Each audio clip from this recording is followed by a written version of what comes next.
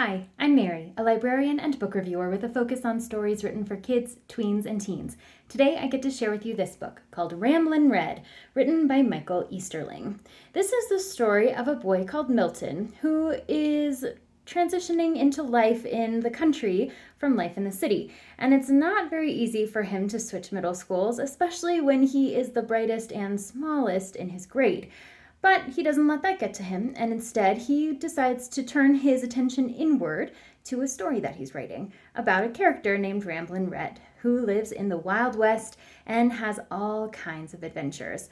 Milton is a little bit bored in his new town. There isn't as much to do as there was in his old digs, and he's finding that even though he thinks there's not too much going on, adventure has a way of finding him too. This story is really fun. It's kind of a story within a story. So you have snippets of Ramblin' Red's adventures interspersed within snippets of Milton's own life. So you're kind of going back and forth between the two stories as this narrative unfolds.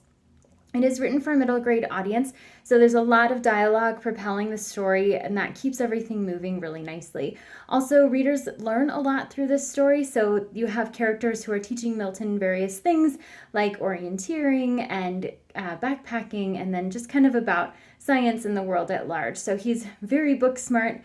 He doesn't always have the experience in the outside world. So this story helps Milton kind of break out of his shell a little bit, make some new friends, and investigate the world outside of his books. Also, it is written on kind of larger paper than a typical middle grade book.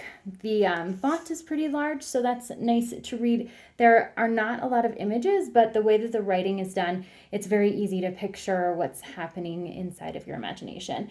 So the story moves quickly. It is great for middle grade readers who enjoy adventure, the Wild West, camping, and friendship stories, and especially ones where the bully is not exactly what they seem.